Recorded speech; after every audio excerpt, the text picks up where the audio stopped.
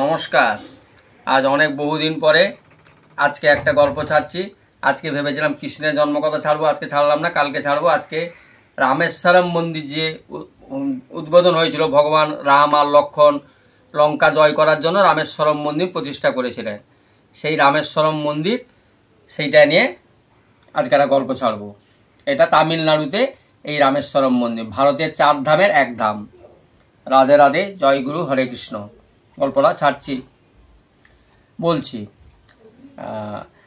একবার রাম আর লক্ষ্মণ দুই ভাই এবং ওনাদের সৈন্য সামন্ত সুগ্রীব, হনুমান বিশাল সেনাবাহিনী নিয়ে লঙ্কায় যুদ্ধের জন্য সব কিছু চলছে, যুদ্ধ চলছে, কিন্তু লঙ্কা কিভাবে জয় করবেন কোনো রাস্তা খুঁজে পাচ্ছেন না।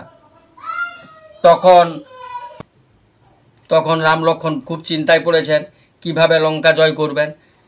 কিন্তু রাস্তায় যখন ওনারা এদিক ওদিক ঘোরাঘুরি করছেন, এমন সময় একজন ঋষির সঙ্গে দেখা হলো। সেই ঋষি বললেন যে এখানে একটা আপনি শিব মন্দির প্রতিষ্ঠা করুন, এমন এক ব্রাহ্মণের প্রতিষ্ঠা করুন যে খুব সুন্দর ভালো ব্রাহ্মণ হয় না, মানে ব্রাহ্মণের দিক দিয়ে যেন ওর কোনো খুঁত না থাকে, এমন কোনো ব্রাহ্মণকে আনুন, তবেই আপনি লঙ্কা জয় করতে পারবেন। তখন এই কথা বলে উনি চলে গেলেন। এখন রাম লক্ষ্মণ খুব চিন্তায় পড়লেন যে কিভাবে ভালো ব্রাহ্মণ আমরা কোথায় পাবো, কে আছে এমন মানে নিষ্ঠ ব্রাহ্মণ, কাকে দিয়ে পুজো করাবো। তখন বললেন যে ওই জাম্বুমান বললেন যে প্রভু একজন ব্রাহ্মণ আছে, পৃথিবীর সেরা ব্রাহ্মণ, তাকে যদি আনা যায় তাহলে নিষ্ঠভাবে শিবের মন্দির প্রতিষ্ঠা হয়ে শিব পুজো করা যাবে। তখন বলল, কে এমন ব্রাহ্মণ আছে? না আপনার শত্রু। আমার শত্রু? বলল, হ্যাঁ, লঙ্কার রাজা রাবণ, বিশ্বসভার পুত্র, পুস্তল মুনির নাতি। বলল, সে কি আমার পুজো করবে? তাকেই জয় করব, তাকেই আমি মারবো, জয় করবে না? একবার চেষ্টা করে দেখা যাক, যদিও আসে। কিন্তু ব্রাহ্মণের দিক দিয়ে ও পুরোহিত দিক দিয়ে খুব সুন্দর পুরোহিত। তখন ওরা বলল, তাহলে কি করা যাবে? জাম্বুমানকে পাঠানো হলো রাবণের কাছে।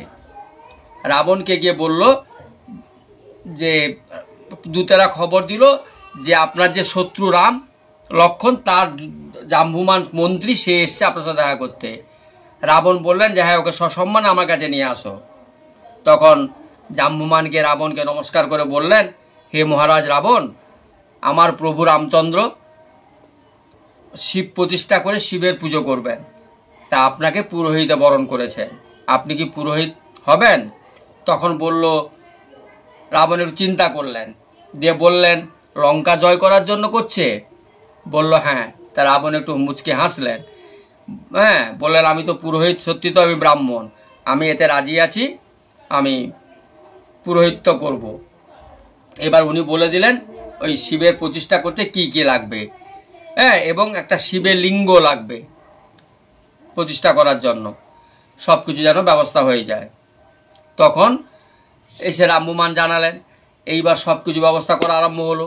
এইবার হনুমানজিকে পাঠানো হলো কৈলাসে যে শিবের লিঙ্গ একটা নিয়ে আসতে, শিবলিঙ্গ নিয়ে আসতে, ওখানে প্রতিষ্ঠা হবে। তখন হনুমান চলে গেছেন শিবলিঙ্গ আনতে। এদিকে কিছুদিন পরে এখানে তো পুজোর মোটামুটি আয়োজন সব রেডি হয়ে গেছে।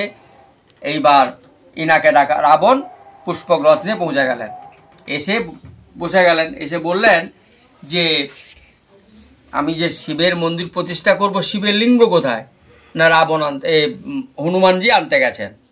তো হনুমানজি আনতে গেছেন, তখন আস্তে আস্তে তো টাইম পেরিয়ে যাবে, কৈলাস থেকে নিয়ে আসবে। তখন বললেন যে ঠিক আছে, আপনি কি বিবাহিত? রামকে জিজ্ঞেস করছেন রাবণ। তখন রাম বলছেন হ্যাঁ। বলে, তাহলে এইখানে শিব প্রতিষ্ঠা করতে হলে আপনার স্ত্রীর সঙ্গে একসঙ্গে বসতে হবে। স্ত্রী না থাকে সেটা আলাদা ব্যাপার, স্ত্রী থাকলে তাকে স্বামী স্ত্রী দুজন বসেই করতে হবে। তখন রামচন্দ্র ভাবছেন যে রাবণই তো আমার স্ত্রীকে, এই পুরোহিতই তো চুরি করে অশোক বনে রেখেছে, আবার উনিই বলছেন আমার স্ত্রীকে আনতে হবে। তো রামকে চুপ করে বলছে, তাহলে আপনি আপনার স্ত্রীকে এখানে আসতে পারবেন না? তখন রামচন্দ্র বলছেন হ্যাঁ, কোনো কারণে আসতে পারবেন না। তখন রাবণ বললেন, ঠিক আছে, আমি আপনার স্ত্রীকে, আমি যেহেতু পুরোহিত, আমার কর্তব্য আপনার স্ত্রীকে আনিয়ে, এটা আমার করার কর্তব্য। তখন ওনার পুষ্পক রথ পাঠিয়ে লক্ষণ আর সঙ্গে দু একজনকে পাঠিয়ে অশোক বনে পাঠানো হলো। অশোক বনে পাঠিয়ে সীতাকে রাবণ আনিয়ে নিলেন, এনে রামের পাশে বসালেন। বসিয়ে এবার শিবলিঙ্গ তো আসেনি, কি করে প্রতিষ্ঠা হবে? তখন সীতা দেবী কি করলেন, নিজের হাতে ওই বালি দিয়ে মাটি দিয়ে একটা শিবলিঙ্গ তৈরি করলেন, খুব সুন্দর। সেটা রামেশ্বরমে তামিলনাড়ুতে রামেশ্বরমে সেই শিব আছেন, সেইটাই রামেশ্বরম। সেইখানে সীতা দেবী তৈরি করলেন হাত দিয়ে। এইবার সেই যখন ওইটাই প্রতিষ্ঠা করার জন্য রাবণ রাজি হলেন, ঠিক আছে তাহলে এই শিবলিঙ্গই পুজো করতে হবে, যেহেতু হনুমান আসছেন না। তখন সীতা দেবী তৈরি করলেন, পুজো শুরু হবে। আর যেহেতু রামচন্দ্র এটা উদ্বোধন করছেন, সেই জন্য সেখানে সেই শিবের নাম হলো রামেশ্বরম।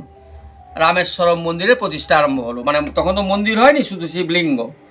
তখন সেই শিবলিঙ্গ রামেশ্বরম শিবের রাবণ বসলেন প্রতিষ্ঠা করতে। রাবণ খুব নিষ্ঠ ব্রাহ্মণ, হ্যাঁ, বিশ্বসভার পুত্র, পুস্তল মুনির নাতি, যে পুস্তল মুনি ব্রহ্মার সেখানে স্বর্গে থাকেন। রাবণ তো রাক্ষস, তার মা রাক্ষস, কিন্তু ব্রাহ্মণ তো বিশাল একজন বড় ব্রাহ্মণের ছেলে। হ্যাঁ, তখন প্রতিষ্ঠা শুরু হয়ে গেছে, প্রতিষ্ঠা কাজ চলছে। এই সময় হনুমানজি কৈলাস পর্বত থেকে একটা সুন্দর শিবলিঙ্গ পেয়েছেন, ওটাকে মাথায় করে নিয়ে এসে হাজির হলেন। এসে দেখেন এখানে প্রায় শেষের দিকে, প্রতিষ্ঠা শেষের দিকে। তখন হনুমানজি বলছেন, না এটা হবে না, এটা নিজের হাতে আপনারা তৈরি করেছেন, এই লিঙ্গ প্রতিষ্ঠা করা হবে না, আমি যে কৈলাস থেকে এনেছি সেইটাই প্রতিষ্ঠা করতে হবে। তখন আর হনুমানের মনে মনে একটু রাগ হলো, আমি এত কষ্ট করে নিয়ে এলাম, একটা বালির শিবলিঙ্গ ওরা প্রতিষ্ঠা করছে, হ্যাঁ, এটা আমি হতে দেবো না, মনে মনে ভাবছেন। রাম তো বুঝতে পারলেন। তখন রাম বললেন, হ্যাঁ হনুমান, তুমি ঠিকই বলেছো, তুমি এরা কাজ করো, তাহলে এই বালির শিবলিঙ্গটাকে সরিয়ে দাও, দিয়ে তোমার লিঙ্গটাকে ওখানে স্থাপন করো। তো হনুমান বলো ঠিক আছে। এইবার হনুমান মাটির শিবলিঙ্গ যেই তুলতে গেছে, হনুমানজির যত শক্তি ছিল লাগিয়ে আর নাড়াচাড়াও করতে পারছেন না, কিছুতেই তুলতে পারছেন না। হনুমানজি পুরো হাঁপিয়ে গেছেন, বলছেন প্রভু আমি তো কিছুই করতে পারছি না, এই যে বালি সীতা দেবী তৈরি করেছেন এই রামেশ্বরমকে আমি তুলতেই পারছি না। তখন কি হবে? বলো প্রভু আমি যে লিঙ্গ নিয়েছি তাহলে কি ওটা বৃথা হবে? বলো না, এটাও এখানে থাকবে। তাই রামচন্দ্র যেটা তৈরি করলেন সেইটাই হলো রামেশ্বরম। আর এবার রামচন্দ্র যেটা প্রতিষ্ঠা করলেন সীতা দেবী তৈরি করা, সেটা হলো রামেশ্বরম।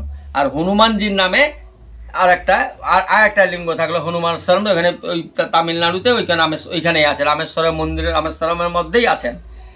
আরও অনেক শিবলিঙ্গ আছেন।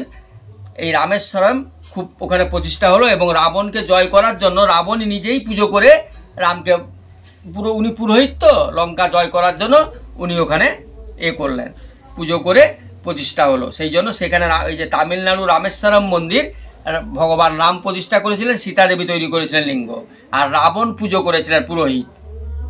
হ্যাঁ, তো এই আমাদের যে ভারতের 4 ধামের মধ্যে এই রামেশ্বরম এক ধাম, যেমন পুরীর জগন্নাথ দেব, এরকম আরও আছেন। তারপরে এই 4 ধামের মধ্যে বৈদ্যনাথ আরও আছেন, বদ্রীনাথ আছেন, বা এই রামেশ্বরম, পুরী ধাম, এরকম 4 ধাম আমাদের ভারতে। এই 4 ধামের মধ্যে রামেশ্বরম এক ধাম। আর রামচন্দ্র প্রতিষ্ঠা করেছিলেন বলে সীতা দেবী তৈরি করেছিলেন ওইখানে ওই শিবের নাম রামেশ্বরম, ওখানে খুব জাগ্রত। আর রাবণ নিজের হাতেই লঙ্কা জয় করার জন্য পুজো করে রাবণকে আশীর্বাদ করে গেছিলেন। এই হচ্ছে সততার দাম। হ্যাঁ, এই রামেশ্বরম মন্দিরের গল্প শুনবেন, অনেক পুণ্য হবে, অনেক ভালো হবে, এবং ভগবান শিব এবং রামচন্দ্রের আশীর্বাদ পাবেন। নমস্কার।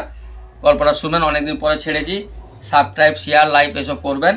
হরে কৃষ্ণ, রাধে রাধে, নমস্কার।